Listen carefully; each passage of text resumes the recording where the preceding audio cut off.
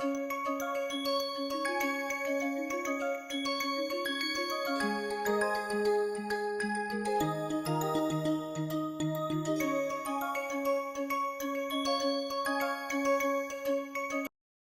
learners, welcome back to NPTEL online certification course on novel drug delivery systems. I am Dr. Satish Devanapelli, Assistant Professor at Department of Pharmaceutical Science and Technology, Institute of Chemical Technology, Mumbai. In our novel drug delivery systems, we are discussing on new topic, that is intrauterine drug delivery systems. So far, we discussed what are the intrauterine drug delivery systems. We have discussed what are the ideal properties required for an intrauterine drug delivery systems. And then we discussed the advantages, limitations of the intrauterine drug delivery systems, and we have started with the classification of intrauterine drug delivery systems. So, today we are going to discuss on the remaining topics. So, again we will come back to the classification of intrauterine drug delivery systems and we will focus this and then we will go further. So, as we discussed in our previous lecture, classification of intrauterine drug delivery systems, or you can say intrauterine devices. So, it is classified based on the material, based on the mechanism, based on the shape, based on the duration. So, we are going to discuss this in detail in today's presentation. So, as we are discussing classification based on the mechanism. So, nothing but the action or the mechanism of action of the device, not with the designing of the device. We are focusing on the mechanism, nothing but the released components mechanism. Okay. Now, in the picture you can see two types of the intrauterine devices.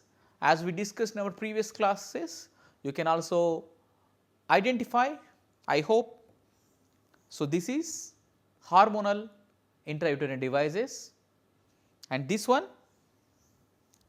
is copper based intrauterine devices, nothing but non-hormonal intrauterine devices. So, you can easily differentiate the difference. The difference is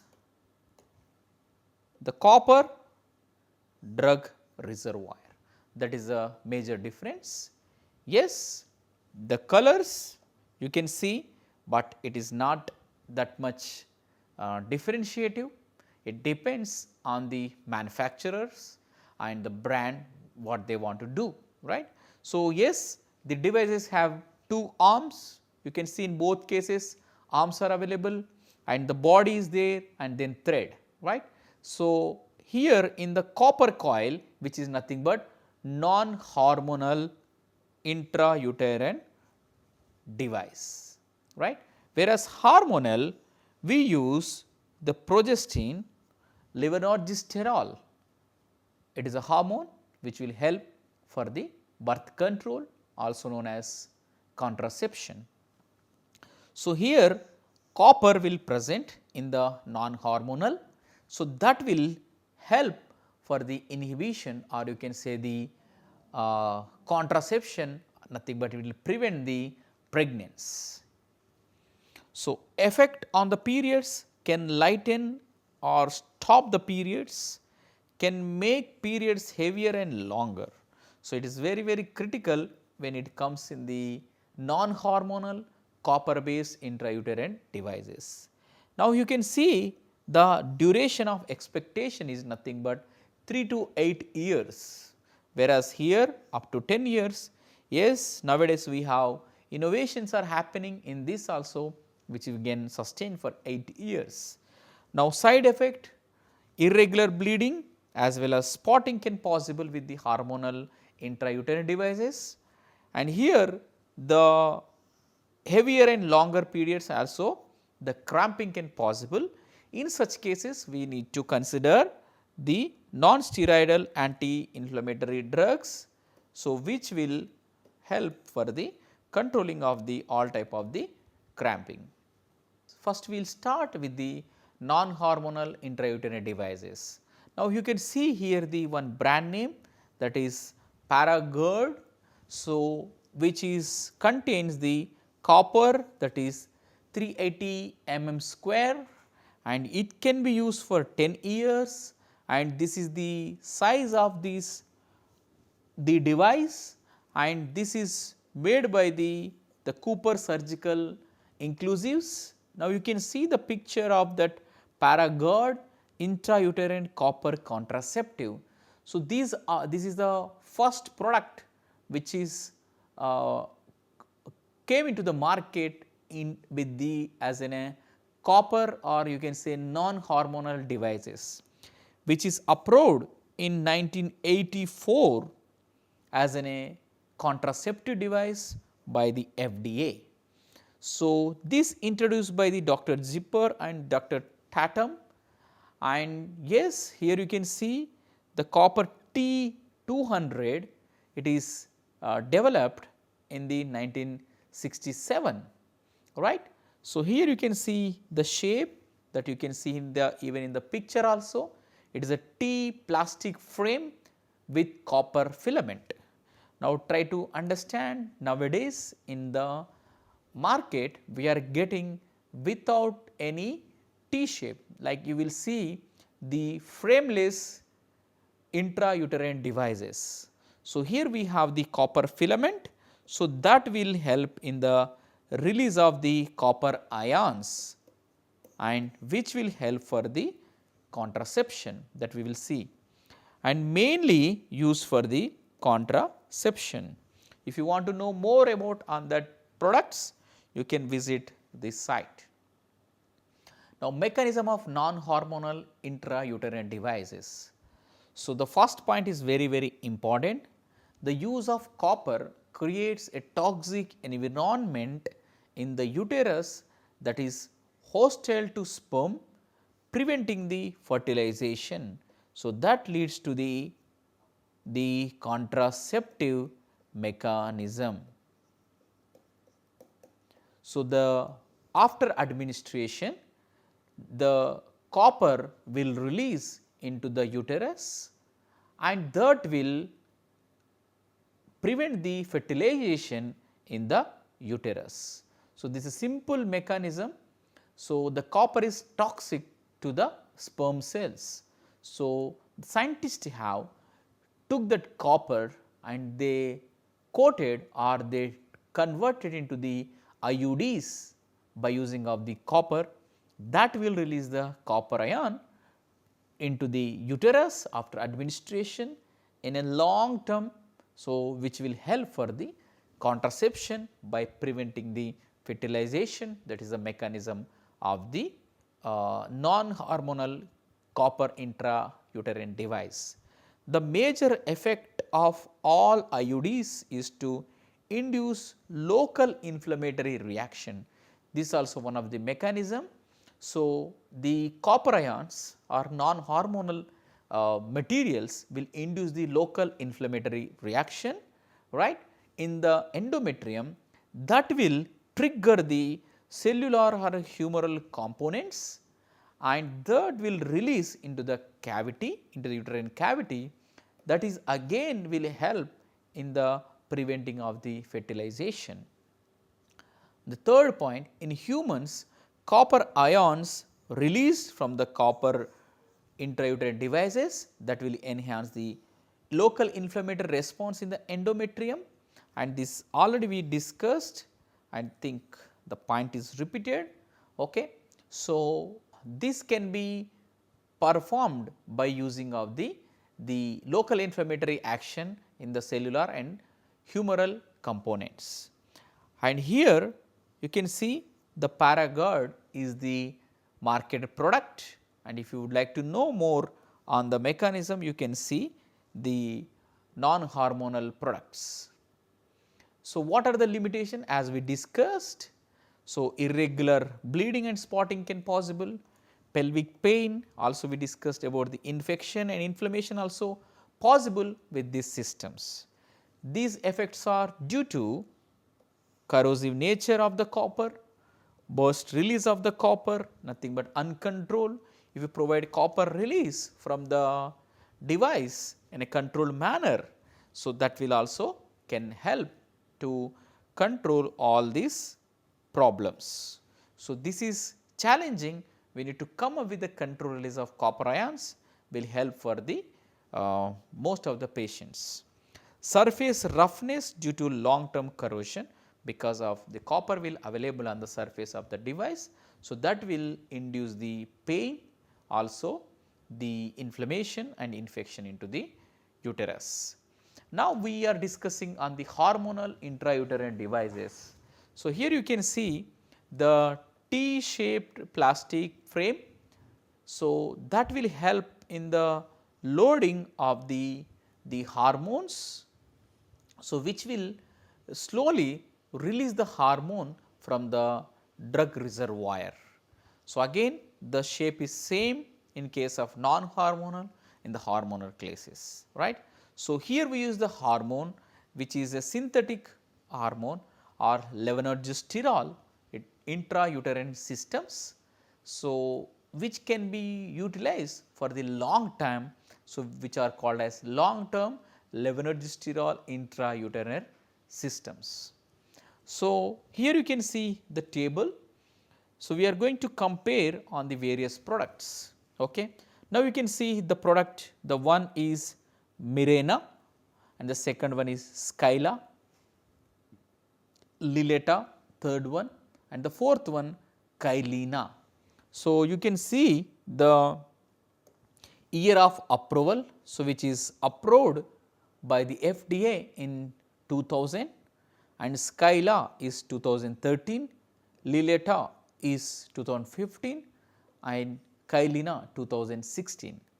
Now, also you need to compare with the doses also.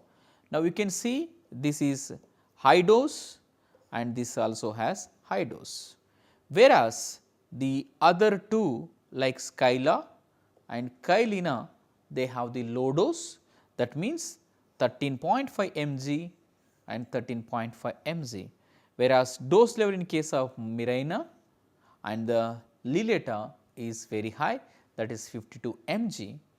And yes, Mirena is first FDA approved hormonal intrauterine device, and in the Skyla is first low dose hormonal intrauterine device, and Liletta is similar to the Mirena, and this approved for 8 years during the application.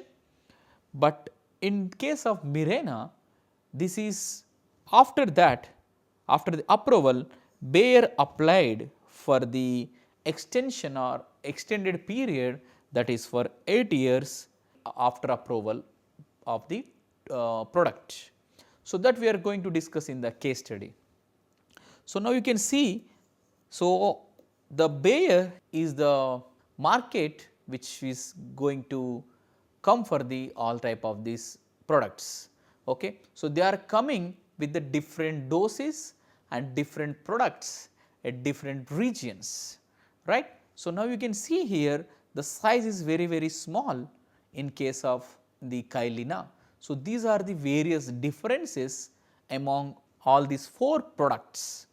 So, in our upcoming slides we are going to discuss on the case study of the Mirena. So, now we will see the mechanism of hormonal intrauterine devices. Now, we can see here these are the 3 proposed mechanisms of the hormonal intrauterine devices. Now, the local delivery of levonorgestrel to the endometrium results in very effective suppression of the endometrial proliferation.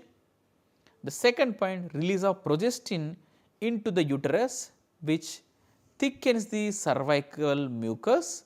So, that will inhibit the permeation or the movement of the sperm to reach the egg, that is the second. And third one, it is also thins the uterine lining, that will disturb the endometrium, that leads to the less fertilization of the eggs in the uterus. So, these are the products which we already discussed, Mirena, Skyla, Liletta and Kylina.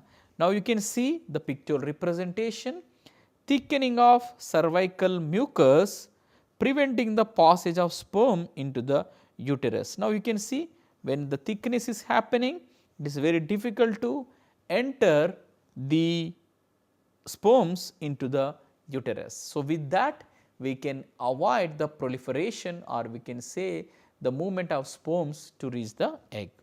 So, the second example is inhibition of sperm capacitization or survival, that is a mechanism which comes with the levonorgestrel, that is a hormone which will inhibit the activity of the sperm. And third one is, you can see there is a alteration or change in the endometrium. So, that is also prevent the endometrial proliferation. So, these are the three mechanisms which are involved in case of the hormonal intrauterine devices. Now, here you can see the comparison of all these four with the duration as well as release rate when compared with the previous slide. So, now you can see the summary of this. Now, we have not discussed the duration in the previous slide, and also we have not discussed the release rate, and also we have not discussed the size also. Okay. Right. Now, we can see these are the Mirena. So, that already we have discussed. This can be used for the 8 years, Mirena and Liletta. Okay. And you can see the release of the drug, that is 19 microgram per day for 8 years. It is extremely, it will work for the treatment of contraception. With one device you can use for the 8 years, right.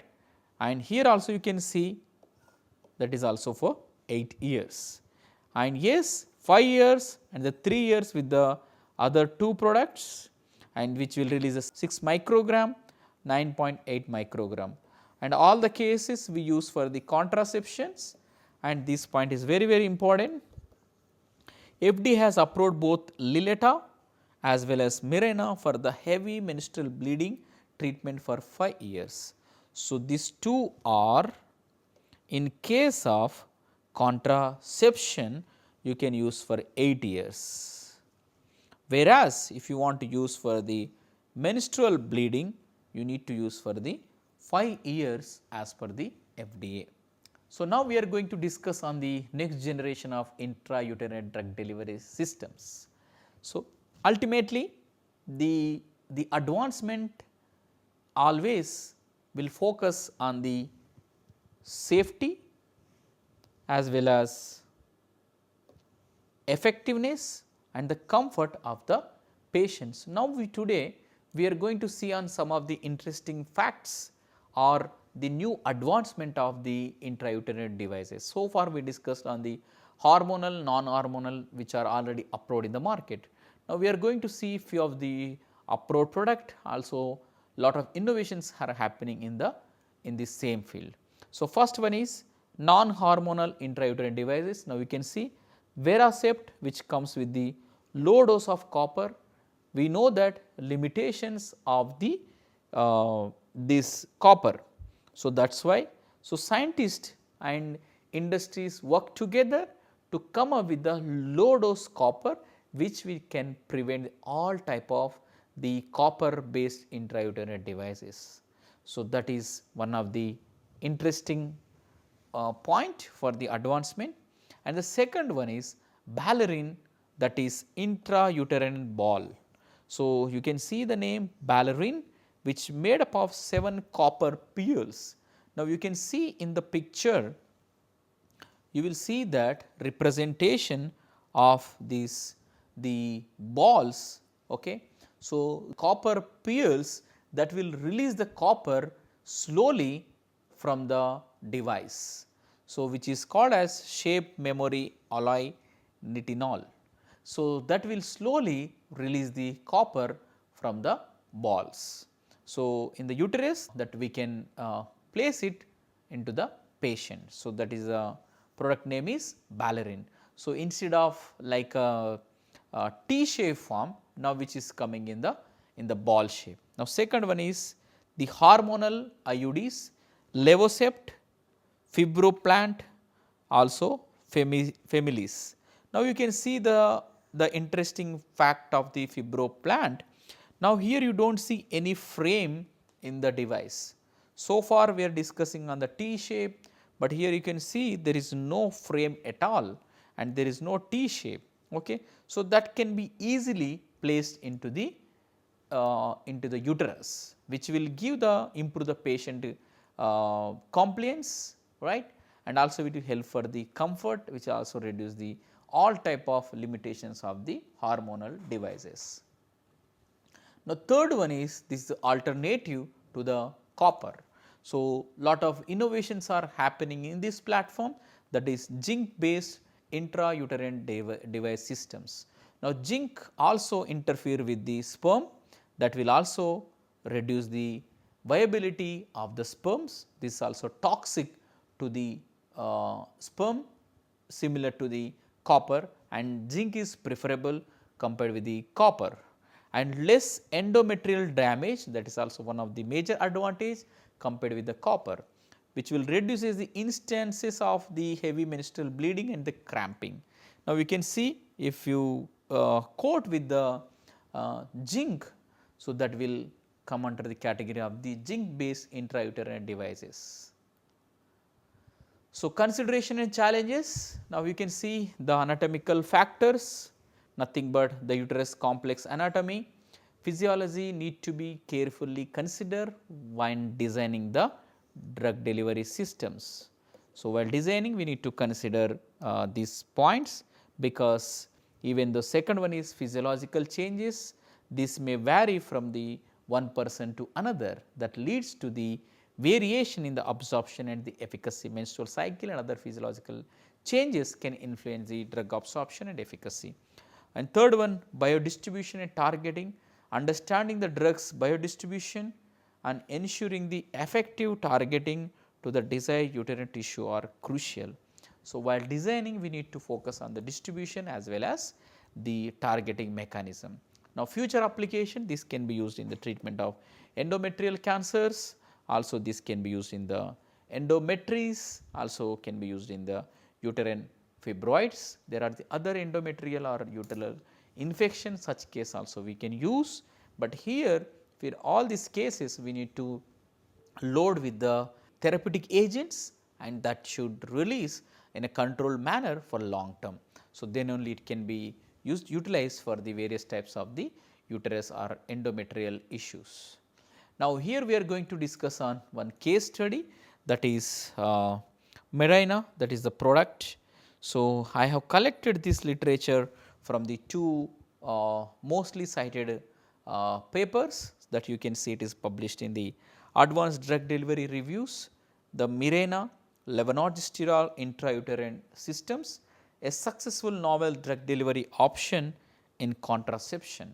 So far we are discussing on novel drug delivery, we can see the title, and the second one is 30 years of Mirena, a story of innovation and changes in the women's health care. So, these two I have collected the information from these two review papers, and you can also read and visit. Now, the title is Mirena levonorgestrel intrauterine systems, which is also called as LNG levonorgestrel IUS intrauterine system, a successful novel drug delivery option in contraception. Now, we can see how the products looks in the commercial market. So, Mirena levonorgestrel 20 micrograms per 24 hours. So, intrauterine device. Now, you can see how it looks like. You can see here there is a small thread that is called as we use for the removal, and you can see the device here. So, yes, already we discussed few more points, just I will highlight on the important points. So, levonorgestrel intrauterine system has a very high contraceptive efficacy. The rate is 99%, more than 99%, and it will work for 8 years. Low rates of patient discontinuation. So, these are collected from the various the market survey. In addition to contraceptive benefits, most users experience a decrease menstrual bleeding over the 5 years of the use. So, that is also important point, and these can be used for the management of menorrhagia, dysmenorrhea, adenomyosis, also endometrial hyperplasia. So, people are using for the alternative other than the contraception.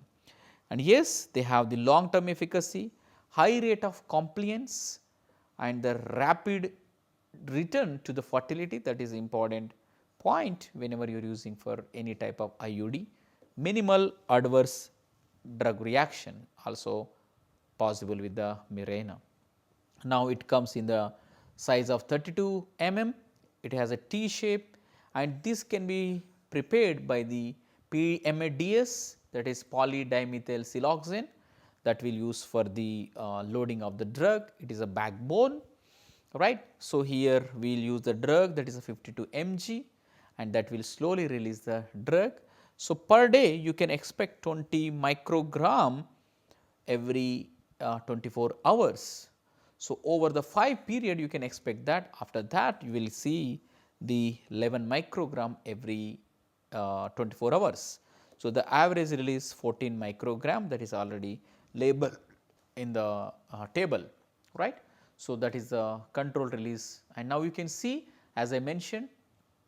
So, at the beginning of 2022, the Bayer also submitted the 8-year label extension for the indication of the contraception in the Europe for the Mirena. So, that is the information you can see here. So, after approval, they are expected, or they are seeing the good results for 8 years. So, that is why they applied for the 8 years and they got the approval. So, that information you can see here, and this is the life cycle of Mirena. What are the materials required for the designing, like polyethylene, barium sulfate, levonorgestrel, and also silicon, monofilament polyethylene, and iron oxide. So, these are the materials required for the designing, and embodied energy, that is materials, manufacturing, transportation, and the waste, and also you can see the waste management cycle also very important.